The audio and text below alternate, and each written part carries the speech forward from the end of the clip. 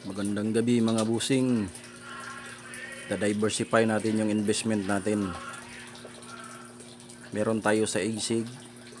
Meron din tayo sa BNB farming.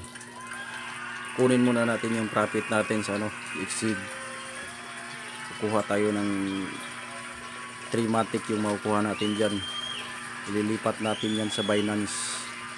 Sundan nyo lang yung video. Mas maganda kasi nakalatag yung mga investment natin para maraming income makukuha, hindi lang nakapokus sa isa. Yun, nasend na. Ka-convert natin yung matic natin sa USDT kasi ilalagay natin sa BNB chain farming. Gumawa na rin ako ng 4 na wallet dyan para yung 4 na wallet magpa-farm yan lahat. Tapos matitrigger yung dividend mechanism. May 30%, 20%, tapos 10% yung makukuha mo. Ang pinakamalaking asset dapat nalagyan mo yung wallet 4 para mag-trigger yung 1, 2, 3 ng 30%, 20% at 10%. Yun lang, na-convert na natin yung asset natin galing sa Binance.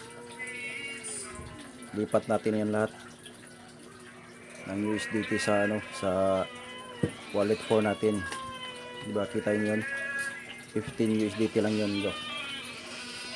Yun, 26 USDT na. Check natin. Yung wallet 1 natin,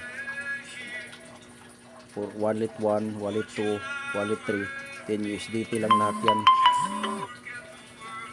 Yung wallet 4 ang yung malaki dapat yung pondo. Tingnan nyo yung mga balance ng BNB ko.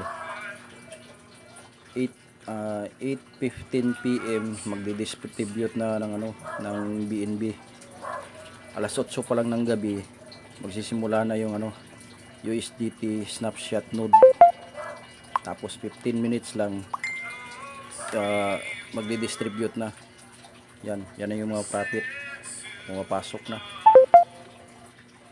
4 na wallet yan, papasukan yan. Yan lang. Kikita na lahat ng wallet na yan. Mag-i-store ka lang sa wallet mo. Wala ka nang gagawin. Basta nakapag-participate ka lang sa sa BNB chain farming.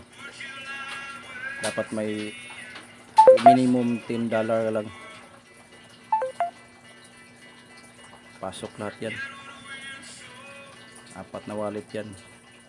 May isa pa kulang.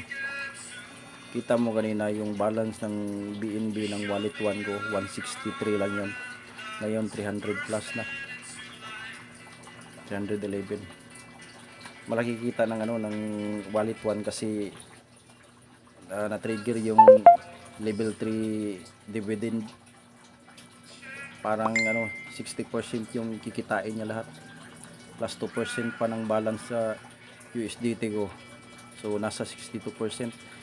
Plus yung mga invite ko pa dyan sa wallet 1. Kaya malaki yung kikitain ang kinita ko dyan nasa 141. Daily na yan, 141. Depende kung mag-increase pa sila ng store nila, i-increasean ko rin yung sa akin, tapos magdadagdag pa ako ng wallet. Ganun lang. Magandang gabi. Paalam. Maraming salamat sa panonood.